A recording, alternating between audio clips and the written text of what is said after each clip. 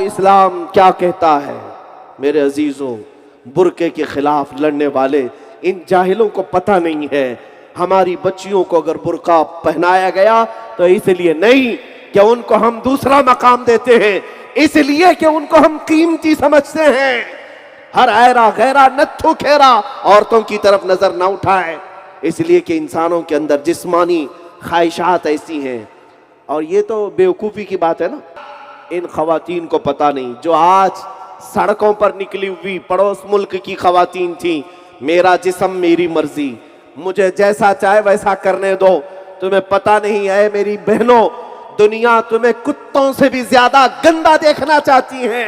और ये औरत समझती है ये फैशन है। फैशन नहीं, मर्द की हवस ऐसी कि ये वो मर्द जो ख्वाहिशात के पुजारी हैं वो औरतों को स्टेज पर नंगा देखना चाहते हैं। वो इसलिए नहीं कि वो इज्जत करेंगे, अरे ये राल टपकाने वाले कुत्ते उन बच्चियों की क्या इज्जत करेंगे।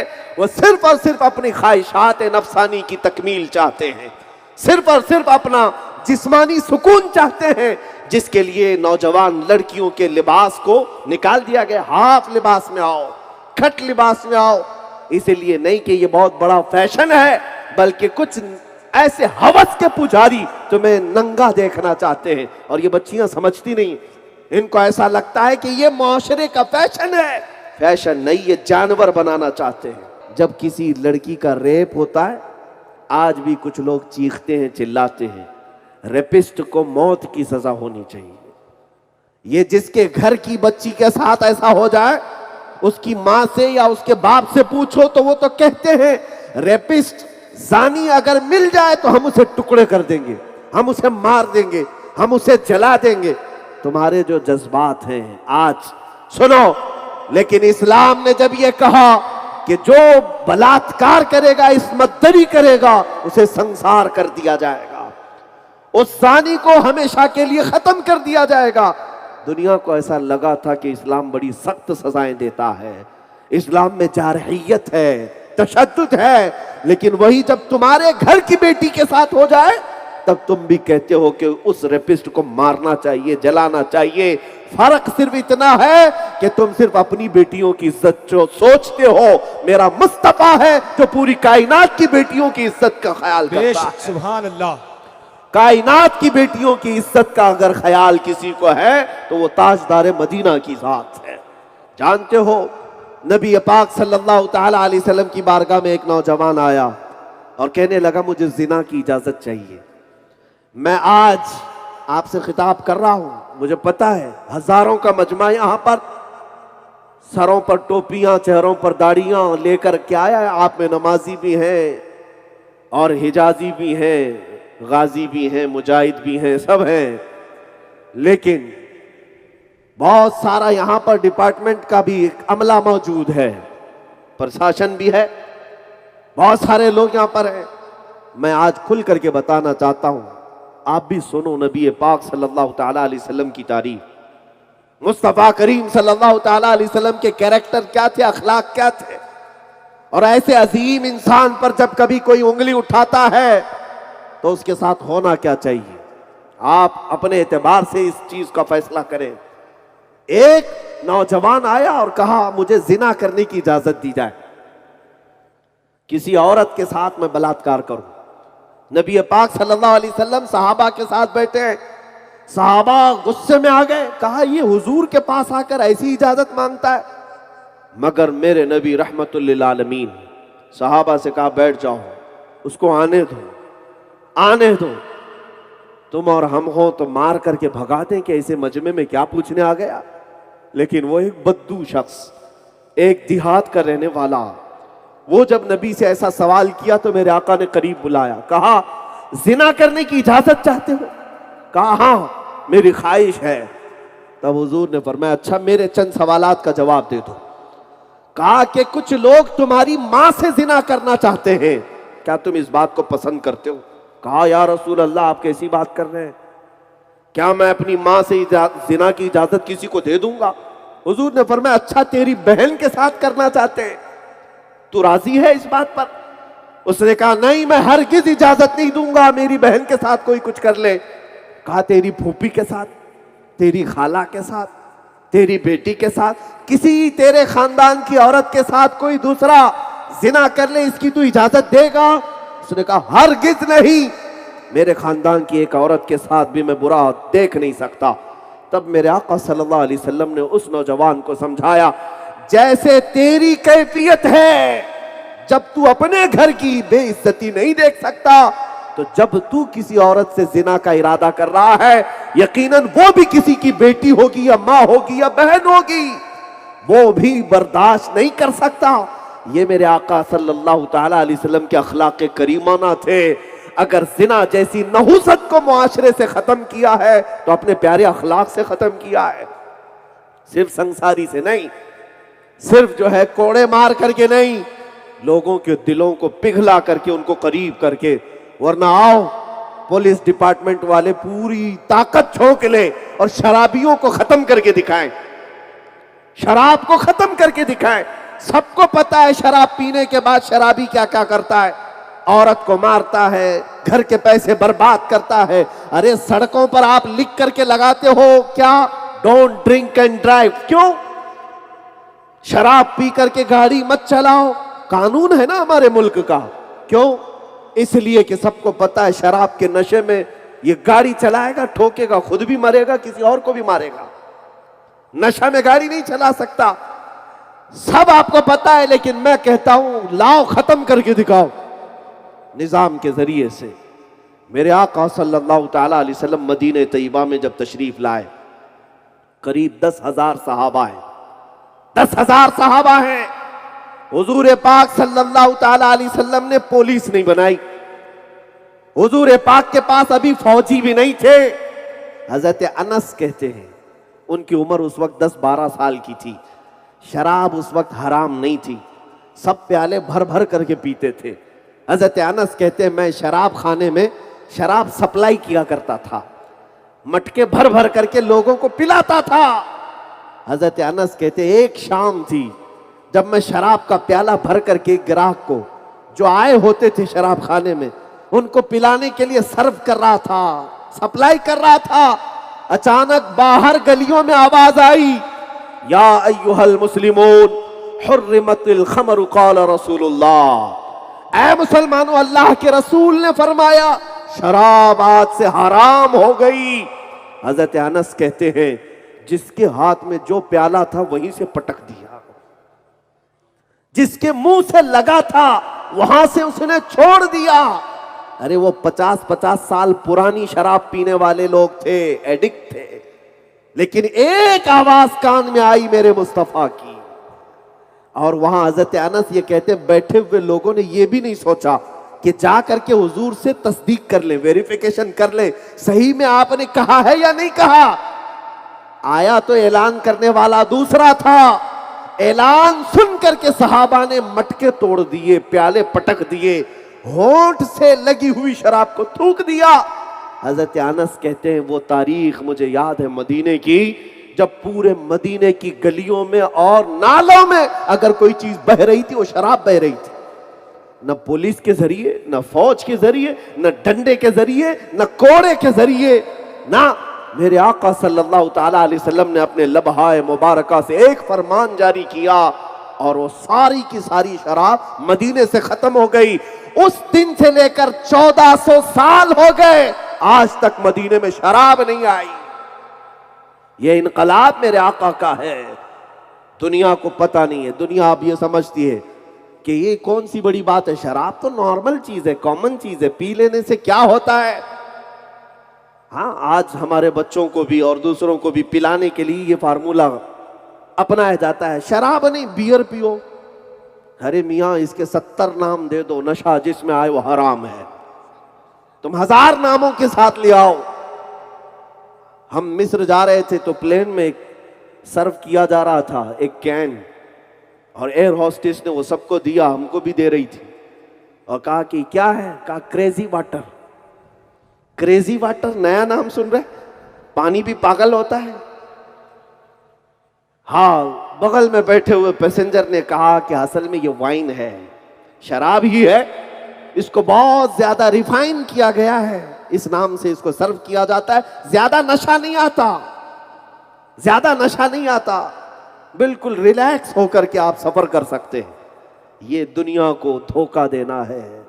मेरे अजीजों, मुझे वो बात याद आती है, हमारा एक नौजवान जो इस्लाम का पाबंद था, वो यहाँ का नहीं है, ऑस्ट्रेलिया या अमेरिका किसी यूरोपियन कंट्री का मुसलमान नौजवान, वो फ्लाइट में बैठा है, शराब सबको सप्लाई हो रही है, उसको भी दी गई। उसने कहा, मना कर देता नहीं पीता तो अलग बात थी, लेकिन उसने कहा आई एम ए मुस्लिम। यह जवाब कुछ लोगों को गड़ता है, चुभता है। उसने कहा मैं मुसलमान हूं। तो सामने खड़ी हुई जो एयर होस्टेस थी, उसने कहा यह कौन सी बात हुई, सारे पैसेंजर पी रहे हैं जबरदस्ती, इसमें आप ऐसी बात क्यों करते हैं? नहीं पीना है मत पीजिए, ये क्यों कहते आई एम ए मुस्लिम? और मुझे बताओ तो सही, इसमें है क्या? पियोगे, सोओगे, आराम से सफर कटेगा। उस नौजवान मुस्लिम ने कहा अच्छा, तो मैं एक चीज आपसे पूछता हूं, ये शराब है, मैं चाहता हूं कि पहले ये पायलट को पिलाओ, पहले पायलट को पिलाओ। पायलट को आप शराब सर्व करती हैं? उसने कहा पायलट पीते तो है लेकिन अभी ऑन ड्यूटी है। कहा अभी ऑन ड्यूटी है, अभी नहीं पिएगा। उस नौजवान ने कहा तुझे पता नहीं, मुसलमान जिंदगी भर ऑन ड्यूटी होता है। वाह वाह, हर वक्त वो ऑन ड्यूटी होता है, इसलिए कि जहन का सलामत रहना ईमान का सलामत रहना है। और जहन खत्म हो गया तो पता नहीं, आदमी कुफ्र भी बक सकता है, शिर्क भी कर सकता है। इसलिए जहन पर पर्दा पड़ने नहीं दिया जाएगा, होशो हवास बाकी रहे ताकि तुम खलत मलत ना कर सको। उन नशेड़ी लोगों को हमने देखा है जो कभी माँ को बीवी कह दे, कभी बीवी को माँ कह दे। उन लोगों की दुनिया ही अलग है जिन्हें कुछ पता ही नहीं रिश्ते होते क्या हैं। जब नशे में आए तो गाली दिया, नशा उतरा तो मोहब्बत किया, भला ये भी कोई जिंदगी है? मैं आज ये कहना चाहता हूं, शराब की नहूसत से इस कायनात को अगर सबसे ज्यादा पाक किसी ने किया, वो मेरे मुस्तफा की जात ने, नबी अकरम सल्लल्लाहु अलैहि वसल्लम की जात ने। आज मेरी ये बातें औरतों को बड़ी अच्छी लगेंगी, चाहे वो हिंदू औरतें ही क्यों ना हो। हिंदू औरतें भी अगर जूझ रही हैं आज अपने घरों में मुसीबतें, तो वो अपने शराबी नशेड़ी शोहरों से है, जिनकी वजह से वो तकलीफ में है, घर में कुछ देता ही नहीं, सब शराब में लगाता है। मैं उस जात की बात कर रहा हूं जिसने हर बुरे अखलाक को हमारे मुआशरे से पाक किया है। और आओ मैं तुम्हें बताऊं, मक्का की उस सरजमीन पर जहां सूदी निजाम कायम था, सूद लेना देना इस तरह से था कि गरीब तो गरीब ही होता चला जाता और अमीर अमीर ही होता चला जाता। मेरे मुस्तफ़ा करीम सल्लल्लाहु ताला अलैहि वसल्लम ने हज्जतुल विदा के खुतबे में ये इरशाद फरमाया, सारा सूद मैंने पांव तले रौंद दिया, अब से किसी का सूद नहीं चलेगा। तुम उसको बड्डी कह दो, ब्याज कह लो, इंटरेस्ट कह लो। आज पता है पूरी दुनिया इसी मुसीबत से जूझ रही है। इन यहूदियों ने, ईसाइयों ने दुनिया को दोबारा क्रेडिट पर लाकर खड़ा कर दिया है। ये इकोनॉमिक क्राइसिस जो दुनिया में आते हैं, ये सूदी निजाम की वजह से आते हैं। सूदी निजाम, इस्लाम ने इसको हराम करार दिया। दूसरों को भी मैं बताता हूं, हिंदू अगर मेरे मैसेज को सुनते हैं तो सुनो, तुम्हारे यहां बड्डी और ब्याज खुले तौर पर खा लिया जाता हो तो हमारे नजदीक इतना बड़ा गुनाह है। मेरे आका ने फरमाया, जिसने सूद का एक लुकमा खाया, गोया के काबे के सामने उसने मां से जिना किया। इतना बड़ा गुनाह है। क्यों इस कदर बड़ा गुनाह और इस कदर बड़ी वईद क्यों रखी गई सूद में? मेरे आका ये नहीं चाहते कि माशरे में डिसबैलेंस हो जाए, कोई गरीब गरीब रह जाए, कोई अमीर अमीर हो जाए। ये मेरे मुस्तफा की नजरें हैं जो सबको यकसां देखना चाहती हैं। कुल्लुकुम मिन बनी आदम व आदम मिन तुराब, तुम सब के सब आदम के बेटे हो और आदम को मिट्टी से पैदा किया गया है। ये मेरे आका सल्लल्लाहु अलैहि वसल्लम है। आज लड़कियों की इज्जत के बारे में बात आती है। इन नौजवान लड़कियों को आज पता नहीं है मेरे आका ने इनका मकाम कितना बुलंद किया। औरतों से भी मैं कहता हूं, तुम्हें पता है यूनान एक बहुत पॉश हुकूमत को कहा जाता है। रोमन एम्पायर उस जमाने की सुपर पावर ताकतें थी, लेकिन उनके जमाने में औरतों का क्या मकाम था पता है? 5-5 जंजीरें बांध करके उनको बाजार में लाया जाता था। औरतों को 2 पैरों में, 2 हाथों में, 1 गले में जंजीरें बांधकर जानवरों की तरह रखा जाता था। औरत का मकाम नहीं था। और सती की रस्म तो यहां हिंदुस्तान में थी कि अगर किसी औरत का शौहर मर जाए तो सती का रिवाज यहां था कि औरत को भी जला दिया जाता था। औरत को जला दिया जाता। उसका क्या कसूर है बेवा औरत का? लेकिन चंद दिनों के बाद ये सती की रस्म खत्म हुई। फिर क्या किया जाने लगा? इन बेवा औरतों को जंगल में छोड़ा जाने लगा कि ये मुआशरे में रहेंगी तो अब शगुन है, अब शगुन है, ये रहेगी तो बरकत खत्म हो जाएगी। इन औरतों को जो आज लिबरल औरतें टीवी मीडिया पर बैठ करके चीखती हैं कि इस्लाम ने औरतों को पाबंद बना दिया, घर की 4 दीवारी के अंदर बुरके में कैद किया, तुम्हें पता नहीं मेरे मुस्तफा ने लड़कियों को कहां से कहां पहुंचाया। जब जिंदा दफन की जा रही थी तब मेरे आका ने फरमाया, ऐ लोगों दफन मत करो, एक बेटी को भी अगर परवरिश करके शादी करके दे दिए तो जन्नत मुझसे ले लेना, मैं तुम्हारे जन्नत में ले जाने की जमानत देता हूं। जन्नत की बशारत दी एक बेटी की परवरिश पर। तुम्हें पता नहीं है। ये भौंकने वाली जाहिल औरतों से मैं कहता हूं, जरा इस्लाम को पढ़ो, मेरे आका को पढ़ो। जानते हो एक जगह मेरे आका तशरीफ ले जा रहे हैं, रात का वक्त है, सहाबा साथ में थे। एक घर पर आसमान से लेकर छत तक कोई रोशनी है, रोशनी। सहाबा देख रहे थे और सरकार से पूछा, या रसूल अल्लाह ये रोशनी कैसी, जो आसमान से इस घर पर खास, बाकी किसी घर पर नहीं। मेरे आका ने देखा घर की तरफ और मुस्कुरा कर फरमाया, जाओ देखो उस घर में या तो किसी यतीम बच्चे की परवरिश हो रही होगी या तो आज ही उस घर में बेटी पैदा हुई होगी। सहाबा कहते हम जा करके उस घर को मालूम करते हैं। जो रात के वक्त जिस घर के छत पर रोशनी आ रही थी आसमान से, दरवाजा खटखटा करके लोगों से पूछा, क्या है तुम्हारे घर में? घर वालों ने कहा, आज हमारे घर में बच्ची की विलादत हुई है, बेटी पैदा हुई। बेटी के पैदा होने पर मेरे आका सल्लल्लाहु ताला अलैहि वसल्लम ने जन्नत की बशारत दी। इन खवातीन को पता नहीं जो आज सड़कों पर निकली हुई पड़ोस मुल्क की खवातीन थी, मेरा जिस्म मेरी मर्जी, मुझे जैसा चाहे वैसा करने दो। तुम्हें पता नहीं है मेरी बहनों, दुनिया तुम्हें कुत्तों से भी ज्यादा गंदा देखना चाहती है। और ये औरत समझती है ये फैशन है। फैशन नहीं, मर्द की हवस ऐसी कि ये वो मर्द जो ख्वाहिशात के पुजारी हैं, वो औरतों को स्टेज पर नंगा देखना चाहते हैं। वो इसलिए नहीं कि वो इज्जत करेंगे, अरे ये राल टपकाने वाले कुत्ते उन बच्चियों की क्या इज्जत करेंगे। वो सिर्फ और सिर्फ अपनी ख्वाहिशात नफसानी की तकमील चाहते हैं, सिर्फ और सिर्फ अपना जिस्मानी सुकून चाहते हैं, जिसके लिए नौजवान लड़कियों के लिबास को निकाल दिया गया। हाफ लिबास में आओ, खट लिबास में आओ। इसलिए नहीं कि ये बहुत बड़ा फैशन है, बल्कि कुछ ऐसे हवस के पुजारी तुम्हें नंगा देखना चाहते हैं। और ये बच्चियां समझती नहीं, इनको ऐसा लगता है कि ये मुआशरे का फैशन है। फैशन नहीं, ये जानवर बनाना चाहते हैं, जानवर। आओ इस्लाम क्या कहता है मेरे अजीजों, बुरके के खिलाफ लड़ने वाले इन जाहिलों को पता नहीं है। हमारी बच्चियों को अगर बुर्का पहनाया गया तो इसलिए नहीं कि उनको हम दूसरा मकाम देते हैं, इसलिए कि उनको हम कीमती समझते हैं।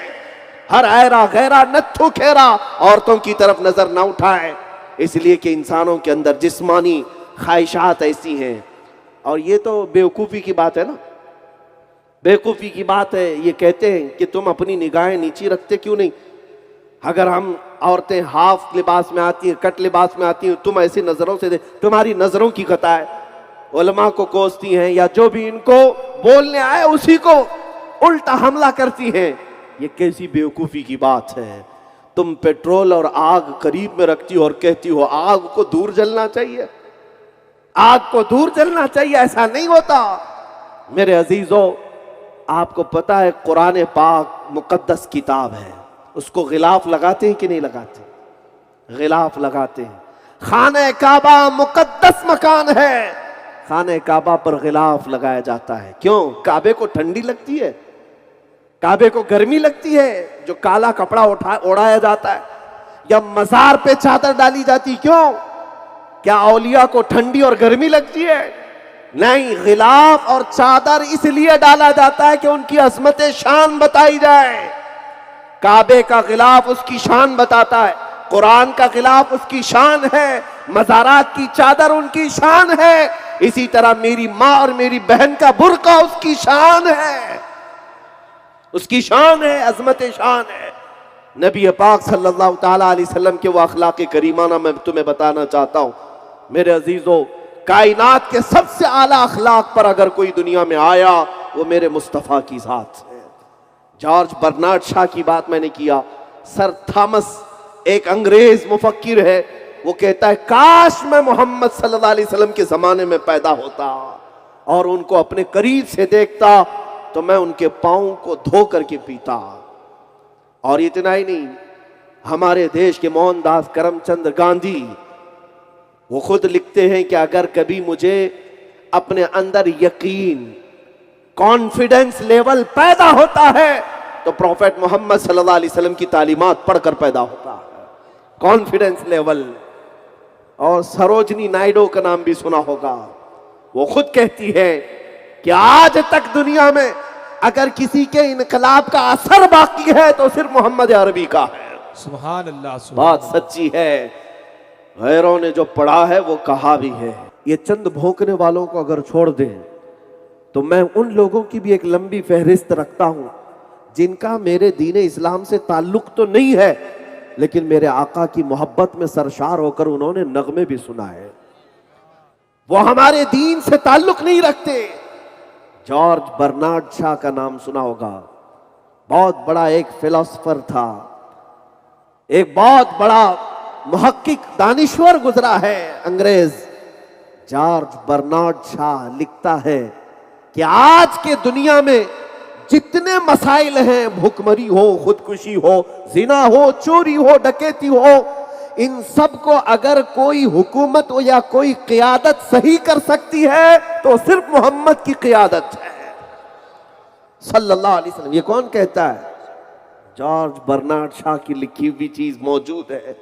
कहता है अगर मोहम्मद आज भी आ जाएं तो उनकी क़ियादत में सारे मसाइल हल हो जाएंगे, सारे मसाइल हल हो जाएंगे। ये वो लोग कहते हैं जो पढ़े लिखे हैं, जिन्होंने देखा है।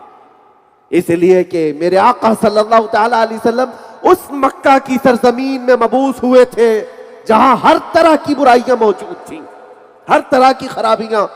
तुम्हें पता है बच्चियों को जिंदा दफन करने वाली रस्म मक्का में मौजूद है। वहां पर मां और बेटियों को बाजार में लाकर बेच देने की रस्म मौजूद है। पैसा जमा हो जाए तो जुए में उड़ाने की रस्म मौजूद है। और शराब 50-50 साल पुरानी जमा करके पीना, वो भी हरम के अंदर।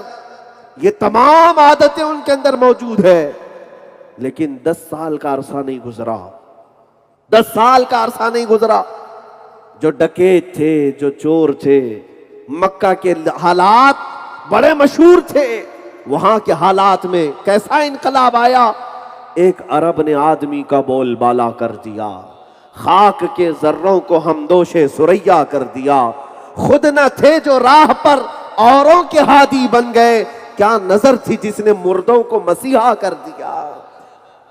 मेरे आका सल्लल्लाहु ताला अलैहि वसल्लम की वो नजर इनायत थी। और गैरों ने ये पढ़ा है, तभी तो कहते हैं कि आज भी अगर सारे मसाइल हल हो सकते हैं वो निजाम मुस्तफा से हल होंगे, मेरे आका की क़ियादत से हल होंगे। इन कुत्तों को खबर ही नहीं। बहुत सारे दुनिया में इनकलाब आए लेकिन चले गए, खत्म हो गए, तारीख के हिस्से के साथ साथ वो भी चले गए। यूनान पूरी दुनिया में अपने कल्चर से मशहूर था, आज याद है किसी को? मिस्र का कल्चर मशहूर था, खत्म हो गया। रोमन एम्पायर का कल्चर मशहूर था, खत्म हो गया। रशिया में इनकलाब आया, मार्क्स का, लेनिन का और कम्युनिज्म का, सोशलिज्म का। दुनिया में कई इनकलाब आए। डेमोक्रेसी पहले नहीं थी, डेमोक्रेटिक इनकलाब आया।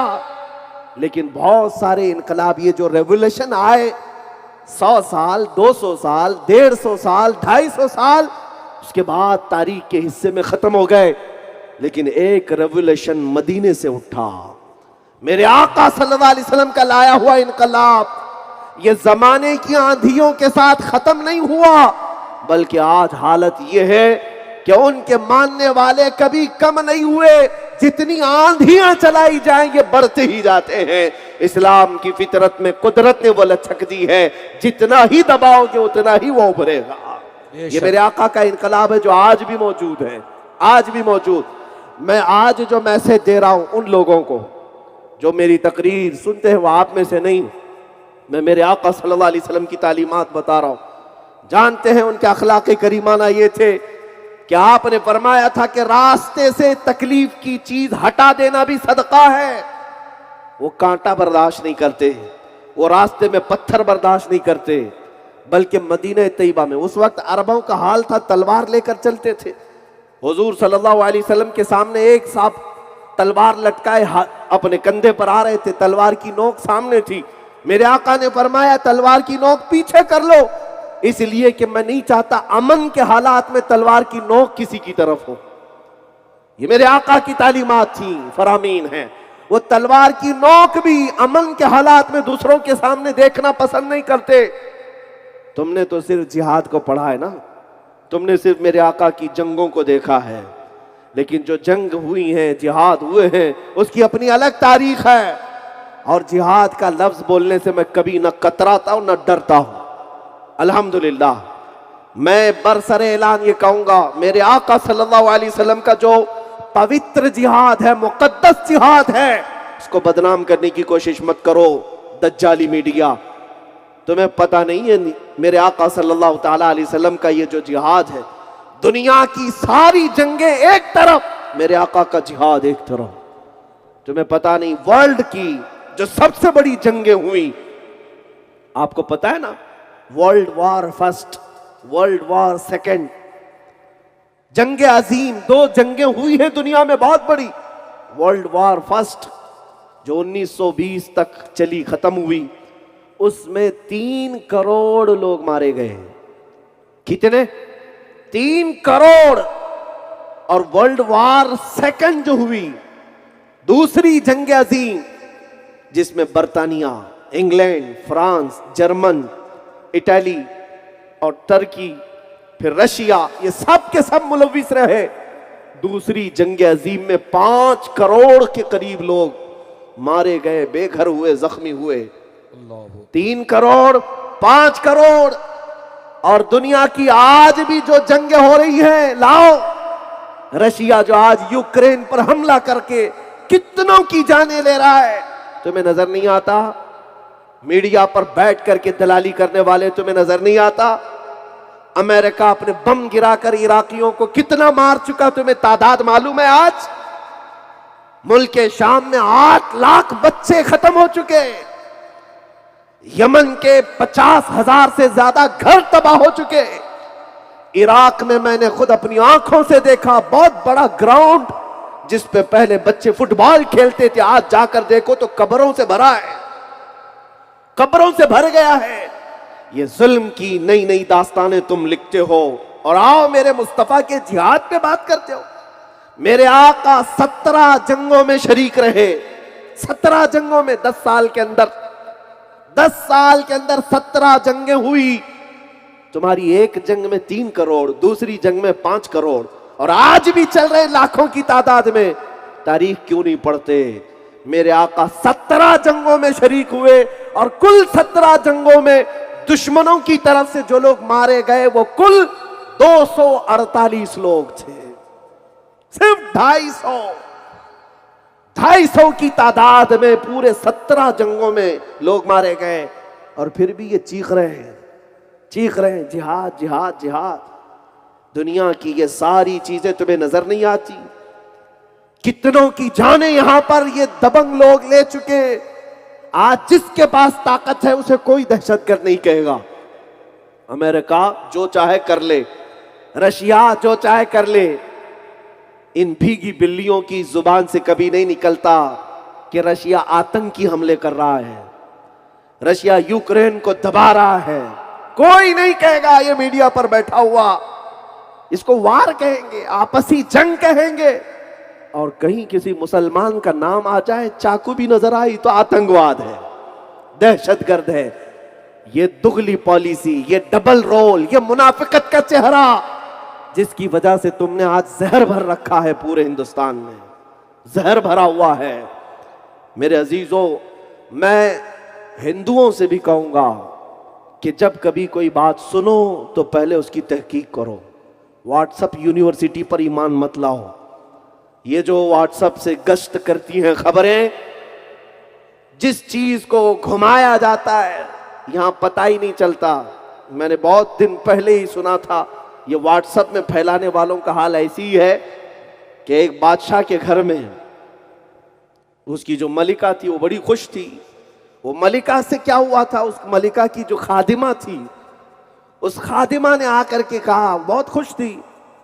मलिका ने पूछा क्या हुआ, कहा हमारे चुन्नू को मुन्ना पैदा हुआ, हमारे चुन्नू को मुन्ना पैदा हुआ। इतनी मलिका भी खुश हो गई।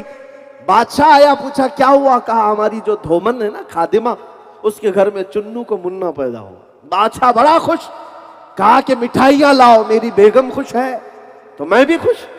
मिठाइयां बांटी गई, वजीर भी एक दूसरे से कह रहे अरे खुशी का दिन है आज, साहब मिठाइयां बट गई।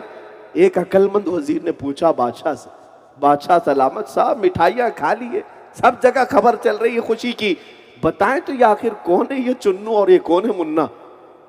बादशाह ने कहा ये तो मैंने भी नहीं पूछा।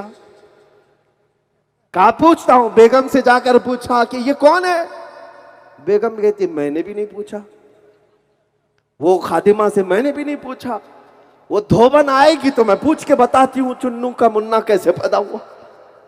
तो शाम को आई तो मलिका ने पूछा कि तेरी खुशी में तो सब मिठाइयां बट गई, मैं पूछना भूल गई, ये कौन है। तो धोबन कहती चुन्नू मेरे गधे का नाम है, और आज उसके घर, आज उसको एक बच्चा हुआ, उसको हम मुन्ना कह रहे हैं। वाह, पूरी सल्तनत चुन्नू के मुन्ना में खुशियां मना रही है। ये व्हाट्सएप दुनिया यही कर रही है आज।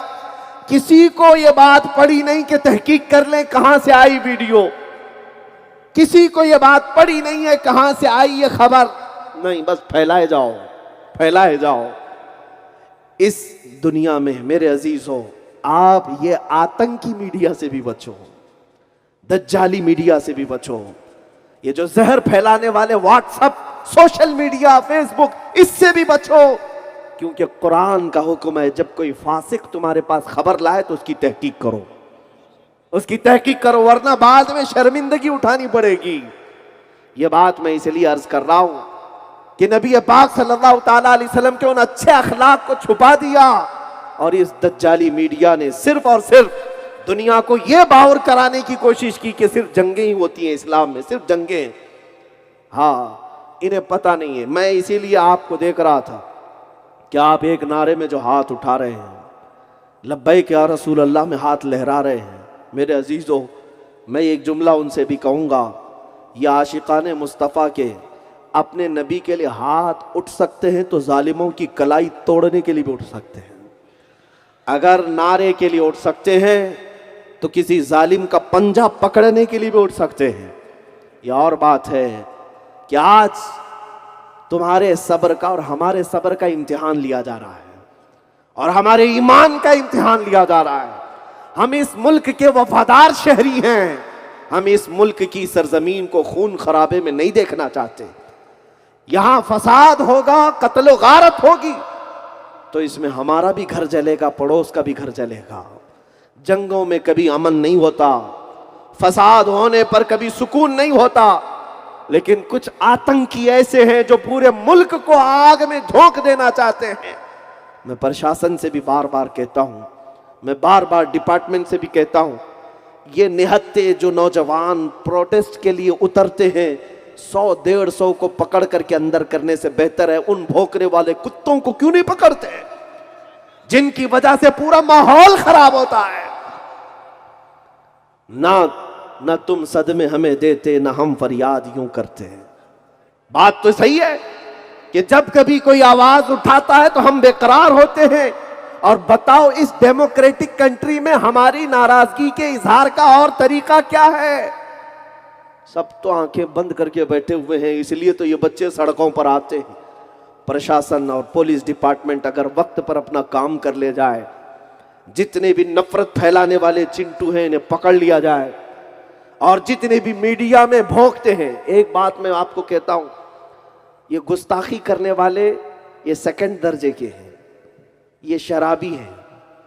और ये जो मीडिया के डेस्क हैं, जितने चैनल हैं, ये शराब के अड्डे हैं।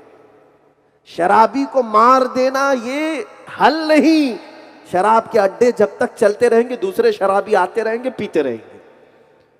ये जो न्यूज चैनल्स में डिबेट और मुर्गे लड़ाने वाले मामलात हो रहे हैं, यहां से माहौल में तनाव पैदा होता है, माहौल में खराबियां यहीं से आ रही हैं। आपको पता है, चंद सालों पहले अफ्रीका का एक मुल्क जिसका नाम सुना होगा आपने, रेडियो रवांडा। रेडियो उस जमाने की नशर व इशाअत की सबसे बड़ी वो तहरीक थी। एक कबीले वाले दूसरे कबीले वालों के नफरत में रवांडा में ऐसे मुनहमिक हो गए थे। तुत्सी नाम का एक कबीला था, उनके खिलाफ इस रेडियो वाले ने इतना भड़काया, इतना भड़काया, इतना भड़काया कि जो मेजॉरिटी वाले लोग थे, जो बहुसंख्यक जिनको कहा जाता है, अल्पसंख्यकों को इतना मारा उन्होंने। सिर्फ और सिर्फ 1 साल या 2 साल के अंदर 8 लाख तुत्सियों को मार दिया, 8 लाख लोगों को मारा। ये यूएनए की खबर आज भी है, अक़वाम मुत्तहिदा, यूनाइटेड नेशन ने भी इसकी खबर ली है कि ये अगर तुत्सियों का 8 लाख लोगों का मर्डर हुआ है, इनको जेनोसाइड किया गया, नस्लकुशी की गई, तो कौन इसमें सबसे ज्यादा हरकत किया था? मुजरिमों को पकड़ा जाए, यूएनए की खबर है, सबसे ज्यादा बड़ा मुजरिम वो रेडियो था, जो नफरत फैलाता था, हेट्रेट फैलाता था। आज भी अगर मेरे देश को नुकसान पहुंचेगा तो इन दज्जाली मीडिया से, जो हेट्रेट फैला रहे हैं। आप नहीं देखते इनकी मेज पर सिवाय इस्लाम के किसी बात का डिस्कशन ही नहीं है आजकल। मस्जिद मंदिर करते रहो। पूरे हिंदुस्तान में बुर्का ही बुर्का है, अजान ही अजान है, कहीं और कुछ दिखता नहीं है। पहले तो ऐसा होता था कि चोरी की खबरें भी आ जाती थी, किसी गाड़ी के एक्सीडेंट की खबरें भी आ जाती थी, किसी के खुदकुशी की भी खबरें आती थी। अब तो ये खबरें ही नहीं आती। अब पूरे हिंदुस्तान में न चोरी होती है, न कहीं गाड़ी पलटती है, न कोई भूखा मरता है, कुछ नहीं। पूरे हिंदुस्तान में सिर्फ अजान होती है, सिर्फ अजान होती है। इनको सिर्फ और सिर्फ वही नजर आता है, वही सुनाई देता है। मेरे अजीजों, मैंने यहां पर जो मैसेज दिया है वो आपको सतर्क रहने के लिए, अलर्ट रहने के लिए, बेकाबू होकर, जोश में आकर अपने आप को कभी भी ऐसी हिलाकत में ना डालें, सड़कों पर उतरकर, मैदानों में उतरकर।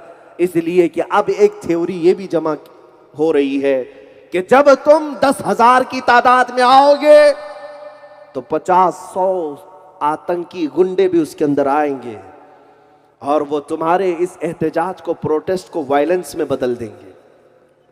तुम सोचे भी नहीं होंगे, कुछ लोग किराए के, भाड़े के लोग आते हैं, तुम्हारे एहतजाज को वो वायलेंस में, कर्फ्यू में बदल कर जाएंगे। ये हालात आज हिंदुस्तान भर में जगह जगह हो रहे हैं, जगह जगह हो रहे हैं।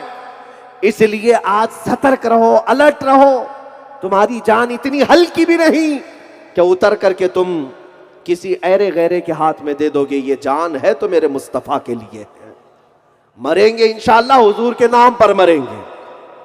हाँ, हमारा आखिरी खात्मा होगा तो हुजूर के कदमों पर होगा, इस बात से मैं नहीं डरता और ना ही डराता हूं। लेकिन इतनी बात मैं तुम सबसे कहना चाहता हूं, मुल्क के हालात को और देश के दूसरे वासियों को तुम्हारे जरिए से अमन में नुकसान ना पहुंचे। हाँ, उन लोगों को क्या खबर जिन्होंने देश को बसाया ही नहीं, जिनको पता ही नहीं देश की आजादी में कितना खून बहा।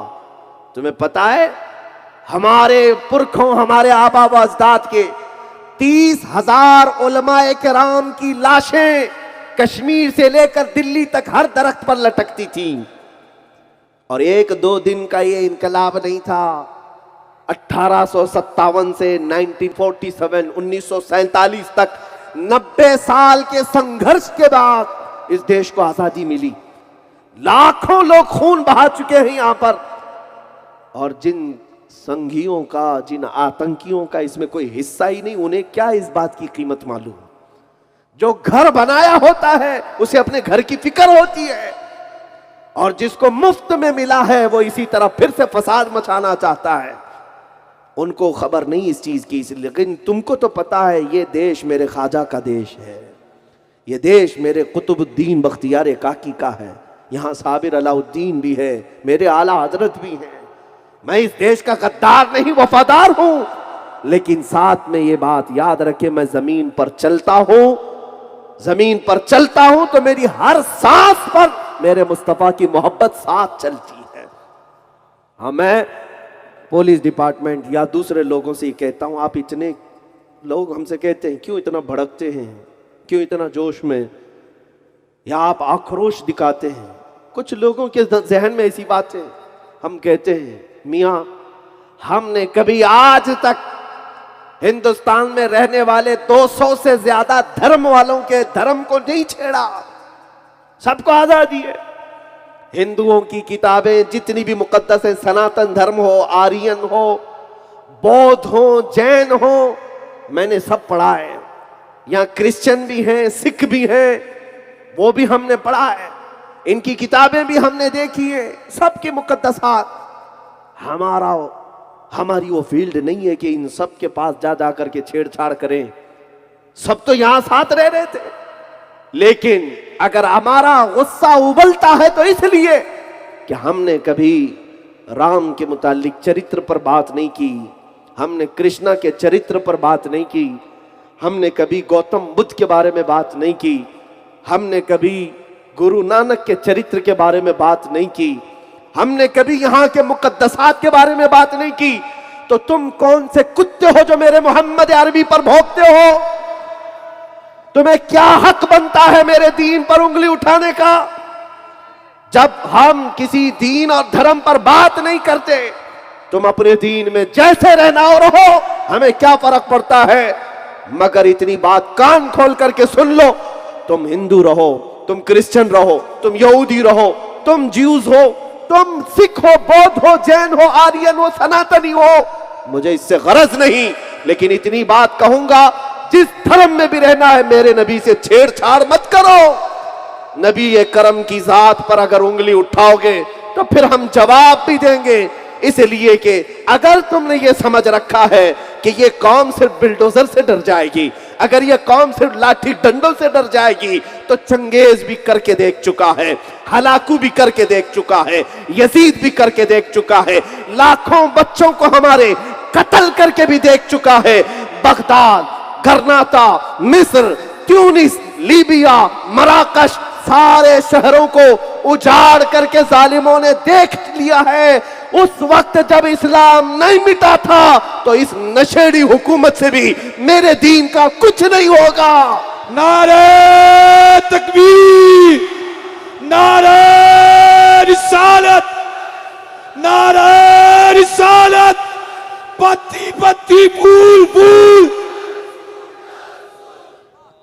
तुम्हारे डराने से और धमकाने से कुछ नहीं होगा। मेरा कुरान इस बात का शाहिद है। हाँ, मैं अगर इस बात पर कुछ सख्त लहजा इस्तेमाल करता हूं तो ये मेरा हक है। दुनिया अपने बाप के खिलाफ नहीं सुनना चाहती, तुम अपनी मां के खिलाफ नहीं सुनना चाहते। कान खोल करके सुन लो, हमारे लिए मां बाद में, बाप बाद में, पहले मेरा मुस्तफा है। हमारे लिए मेरे मुस्तफा की जात जान से बढ़ करके है। अगर तुम्हें गाली देने का शौक ही है तो दो मुझे गाली दो। अगर तुम्हें कोसने का शौक है तो मेरे माँ बाप हैं, कोस सकते हो।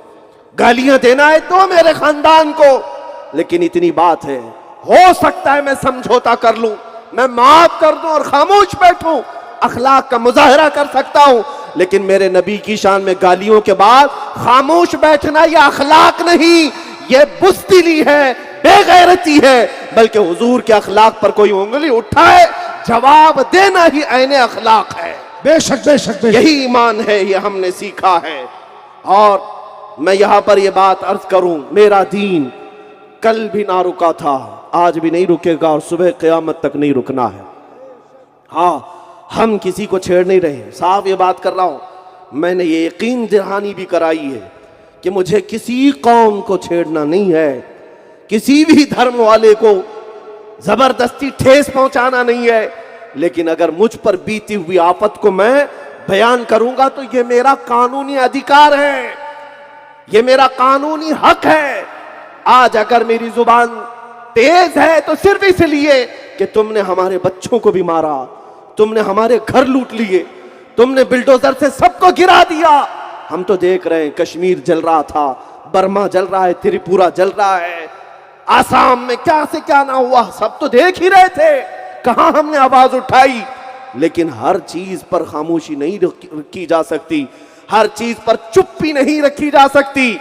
जब तुम जान के साथ छेड़छाड़ करोगे, वो जान है मेरे मुस्तफ़ा की जात, तो फिर बोलना होगा। इसलिए कि अब भी ना बोले तो हमसे ज्यादा बेगैरत कोई नहीं होगा, हमसे ज्यादा एहसान फरामोश कोई नहीं होगा। मेरे नबी के एहसानात मुझ पर इतने हैं जितने मेरे जिस्म में बाल भी नहीं, तुम्हें पता है। और आज मैं यहां अलल ऐलान कह करके जाता हूं कि ये हमारा मुकाबला उन गुस्ताखों से है, पूरी कौम से नहीं, उन पाखंडियों से है जो मेरे नबी की शान में भोंकते हैं। और इस पादाश में, इसके अंजाम में अगर तुम ये सोचते हो कि हमें फांसी पर चढ़ा दिया जाए, हमारे जिस्म के टुकड़े काट दिए जाएं, तो भी सुन लो, डराओ उसे जिसे जीने का शौक हो। हम तो रोज रात ये सोच करके सोते हैं, मलकुल मौत आए, रूह निकाले, मेरे आका से मुलाकात तो हो जाए। सुभान अल्लाह। हाँ, इस बात का खौफ नहीं रखता, अल्हम्दुलिल्लाह। हाँ, एक बात मैं खुलकर कहूंगा, हमारे जिस्म की हड्डियों से गोश्त तो उतर सकता है, मगर हमारे कल्ब से मोहब्बत नबी और उनका नाम कभी नहीं खत्म हो सकता, कभी नहीं खत्म होगा। नबी पाक सल्लल्लाहु ताला अलैहि वसल्लम से जो ताल्लुक है हमारा, मैंने तो हुजूर के अखलाक इसलिए बताया कि दूसरे भी सुने, दूसरे लोग भी सुने कि वो कायनात में सबसे बड़ा इनकलाब लाने वाली जात थी। शराब को खत्म किया, जिना को खत्म किया, चोरी को खत्म किया, बलात्कार को खत्म किया, सूद को खत्म किया, क्या क्या नहीं बुराइयों को मिटाया मेरे आका ने। उस अजीम जात को तुम छेड़ते हो आज, जिसने माओं का रुतबा बताया, जिसने बूढ़ों के साथ इज्जत के साथ पेश आने का हुक्म दिया, जिसने बच्चों पर शफकत के साथ पेश आने का हुक्म दिया, उस जात को छेड़ते हो। जिसने तहारत, नजाफत, पाकीज़गी का हमें दर्स दिया, पेशाब के छींटे से बचने का हुक्म दिया, जिस रसूल ने इतना पाक किया है हमें, उस रसूल के साथ तुम छेड़छाड़ करते हो। आज दूसरे तो दूसरे, वो जानवरों की आवाज पर बेकरार होने वाले रसूल, लकड़ी के रोने पर बेकरार होने वाले रसूल, उस रसूल को गालियां दी जाएंगी तो हम बेकाबू होते हैं।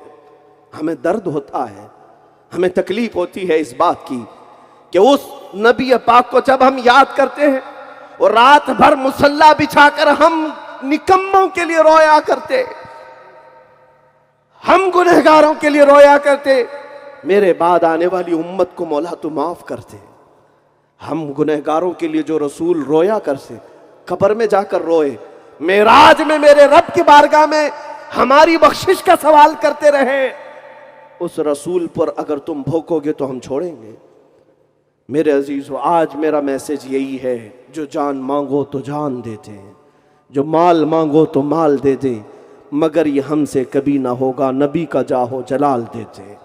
और उन जालिमों को भी मैं पैगाम दूंगा, ये ख्याल और ये सपना देखना तुम भी छोड़ दो, ये सपना देखना तुम भी छोड़ दो कि इस्लाम का विनाश कर देंगे, इस्लाम बहुत जल्दी ख़त्म कर देंगे। तुम अपने जिस्म से खुजली नहीं मिटा सकते हैं, मेरे दीन को मिटाने की बात करते हो। अभी हम अनकरीब देखेंगे इंशाअल्लाह कौन बाकी रहता है, किसका चर्चा रहता है। तुम नबी पाक की शान में भोंकते रहे, इन कीड़ों का हाल तो इतना ही है, बरसात में आते हैं और चले जाते हैं। हर ज़माने में कोई कीड़ा आता है और चला जाता है, लेकिन इस धरती पर अगर कुछ बाकी रहता है तो वो यही है, रहेगा यूं ही उनका चर्चा रहेगा। सुभान अल्लाह, सुभान रहेगा यूं ही उनका चर्चा रहेगा, पड़े खाक हो जाएं जल जाने वाले। या रसूल अल्लाह, मिट गए मिटते हैं मिट जाएंगे आदा तेरे, न मिटा है न मिटेगा कभी चर्चा तेरा। हमने उनको भी देखा है जो मेरे नबी पाक की शान में किताब लिख करके लाए हैं और गुस्ताखियां कर करके यहाँ तक पहुँचे कि नाम बदलना पड़ा, धर्म बदलना पड़ा। अब तो हालात ऐसे हो गए कि घर भी छूट गया, बीवी बच्चे भी छूट गए, धर्म भी छूट गया, नाम भी छूट गया, और जिनके पल्लू में जाकर छुपने वाले थे वो संगी भी छूट गए। पैसों का मामला था और कुछ भी नहीं था। ये धोबी का कुत्ता न घर का रहा न घाट का रहा। आज सड़कों पर सो करके लोगों को पुकार कर कहता है मेरे साथ जुल्म हो रहा है। अभी तो देखिए इब्तिदा है, इंतहा क्या होती है। तूने मेरे नबी पाक की शान में बकवास किया और हर्जा सराई की, इसका अंजाम तो अभी शुरुआत है। वो दिन भी देखने को हमें मिलेगा जब तू पड़ा रहेगा और कुत्ते तेरे चेहरे पर पेशाब किया करेंगे और दुनिया को ये बताएंगे मेरे नबी की शान में जो गुस्ताखी करेगा उसका इबरतनाक अंजाम होगा। बाकी रहा मेरे आका का चेहरा मुबारका, तेरे ऐब लगाने से वो कभी ऐबदार नहीं होगा। सूरज की तरफ मुंह करके थूकने वाले को क्या होता है तुम्हें पता है, उसका चेहरा खुद ही थूक से आलूदा होता है। मगर मेरे मुस्तफ़ा करीम की ज़ात ये है जिनको देखने वालों ने तो कहा है वह अहसनु मिनका लम तर क़त्तु आइनी व अजमलु मिनका लम तलिदिन निसाओ खुलिक़्त मुबर्रअम मिन कुल्लि ऐबिन कअन्नका क़द खुलिक़्त कमा तशाओ। वो अकल के अंधे, वो पाखंडियों, तुमने सुना कहा मेरे आका को? आशिकों को देखते, उनकी जुबान से सुनते तो पता चलता मेरे नबी की जात क्या है, उनका चेहरा क्या है। मुख चंद बदर शाशानी ये, माथे चमके लठ नूरानी ये, काली जिल्फत अख मस्तानी ये, मखमूर अखें हिन मद भरियां, उस सूरत नू मैं जान अखा की जान जहां अखा, सच अखा रब दी शान अखा, उस शान तो शाना सब नबियां। सुभान अल्लाह मा अजमलका मा अकमलका मा अहसनका, कित्थे मेहर अली कित्थे तेरी सना, गुस्ताख अखे किती जा अड़िया। इकबाल ने कहा था हो ना ये फूल तो बुलबुल का तरन्नुम भी ना हो, चमने दहर में कलियों का तबस्सुम भी ना हो ना ये साकी तो मैं भी ना हो, खुम भी ना हो, बस में तौहीद दुनिया में ना हो, तुम भी ना हो। खीमा अफलाक का इस्तादा उसी नाम से है, नबज़े हस्ती तपशा मादा उसी नाम से है। दश्त में दामने कोहसार में मैदान में है, चीन के शहर मराकश के बयाबान में है, चीन के शहर मराकश के बयाबान में है और पोशीदा हर मुसलमान के ईमान में है। उस नाबे नबी को तुम कहां से निकालोगे? मेरी अजानों में मोहम्मद मोहम्मद है, मेरी नमाजों में मोहम्मद मोहम्मद है, मेरा बच्चा पैदा होता है उसके कान में मोहम्मद मोहम्मद है, और जब हमारा किसी का इंतकाल होता है उसकी कान में भी हम मोहम्मद मोहम्मद कहते हैं। कब्र में रखते हैं तो मोहम्मद मोहम्मद है। हमारे सीने में दिल के अगर दो टुकड़े भी करो, एक पर अल्लाह हो एक पर मोहम्मद मोहम्मद है। तुम कहां से खुरच कर निकालोगे, कहां से छीन कर निकालोगे मेरे नबी पाक की जात को? उस खालिक कायनात ने हर जगह खुशबू मोहम्मद को बसाया है। अगर वो ना हो तो ये कायनात बेरंग है। वो न थे तो कुछ न था, वो जो न थे तो कुछ न था, वो जो न हो तो कुछ न हो। जान है वो जहान की, जान है तो जहान है।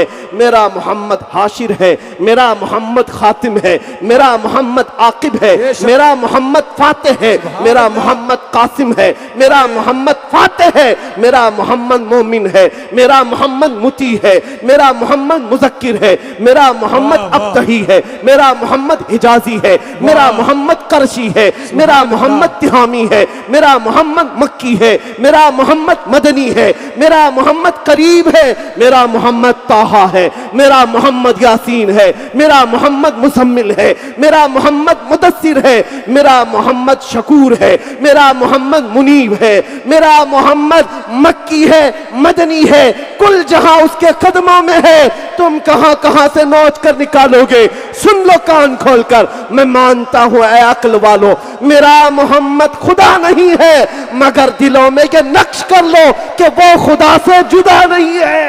नारे तकबीर, नारे रिसालत, लब्बैक लब्बैक लब्बैक या रसूल अल्लाह, लब्बैक या रसूल अल्लाह, लब्बैक या रसूल अल्लाह। अस्मते नामूसे रिसालत, अस्मते नामूसे रिसालत, शेरे हिंदुस्तान, शेरे हिंदुस्तान, उलमाए अहले सुन्नत, नारे हैदरी।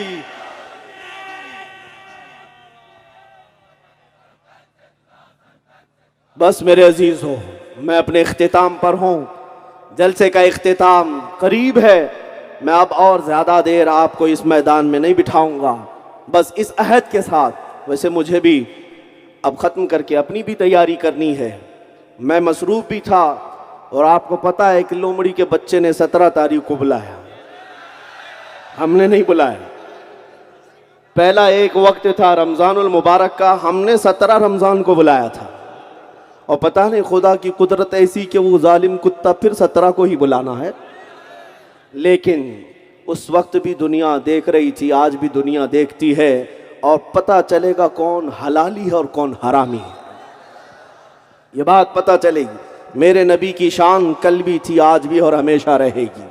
इस्लाम कल भी था, आज भी और हमेशा। हाँ, पड़े खाक हो जाएं जल जाने वाले। अजीज़ा ने गिरामी, इस अहद के साथ उठो, जो ज़िंदगी के लम्हात बाकी हैं तुम्हारे पास, ये मेरे मुस्तफ़ा की अमानत हैं, उनके हवाले कर दो। जो सांसें तुम्हारे दिल में धड़क रही हैं, तुम्हारे सीने में धड़क रही हैं, ये मेरे नबी के नाम पर हैं, हुजूर के लिए वक्फ कर दो।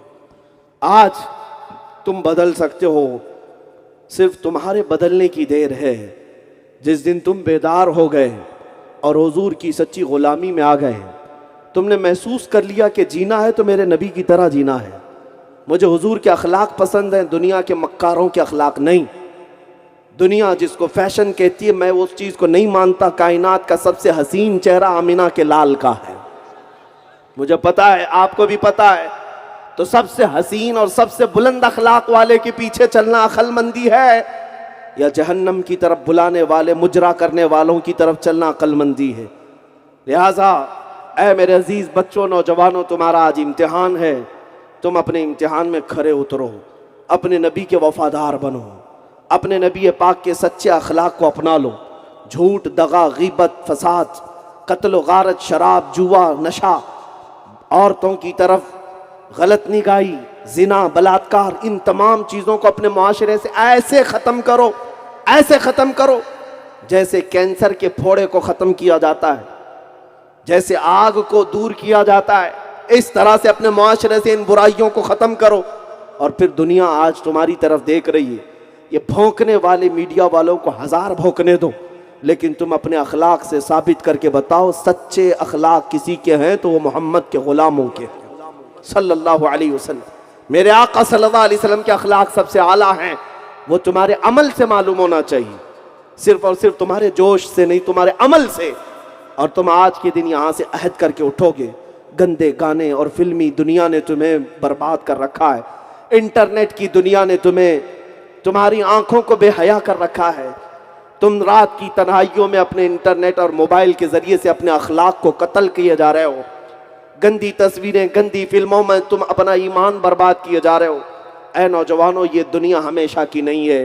अनकरीब मलकुल मौत तुम्हारे पीछे है। रूह कब्ज करेंगे और ले जाएंगे तुम्हें उसी कब्रिस्तान में जहां तुम्हारे आका से तुम्हारी मुलाकात होनी है। लिहाजा आला हज़रत का ये पैगाम सुन करके जाओ। आज ले उनकी पनाह, आज मदद मांग उनसे, आज ले उनकी पनाह, आज मदद मांग उनसे। कल न मानेंगे क़यामत में अगर मान गया। यह अखलाक की बात हुई। और फिर मेरे आका ने फरमाया ला ततमन्नौ लिक़ा अदुविकुम, जंग की तमन्ना मत करना दुश्मनों के साथ, जंग की तमन्ना मत करो, तुम पहल मत करो किसी के साथ जंग करने, भिड़ने, कत्ल गारत करने। लेकिन मेरे आका सल्लल्लाहु अलैहि वसल्लम ने फरमाया जंग की तमन्ना मत करो, लेकिन तुम्हारे सर पर कोई मुसल्लत हो जाए तो फिर साबित कदम हो जाओ, फिर मजबूती के साथ खड़े हो जाओ।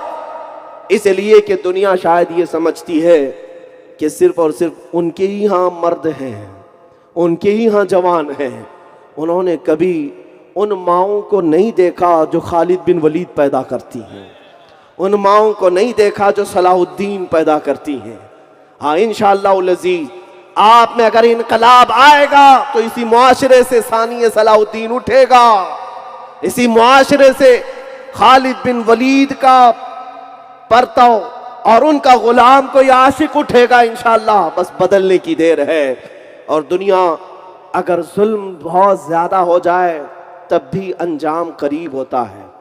ये जितना कुछ हो रहा है ये अपने इख्तिताम को पहुंचेगा, ज्यादा नहीं होगा। अल्लाह करीम फरमाता है वमल्लाहु बिगाफिलिन अम्मा यअमलु ज़ालिमून, अल्लाह जालिमों के कामों से बेखबर नहीं।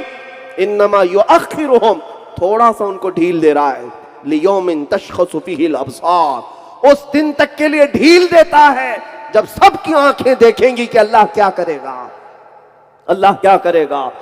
जालिम अगर ये समझता है कि सब सही चल रहा है तो अनकरीब वो किस औंधे मुंह गिरेगा वो आप भी देखेंगे इंशाअल्लाह। सब तख्त उलट जाएंगे।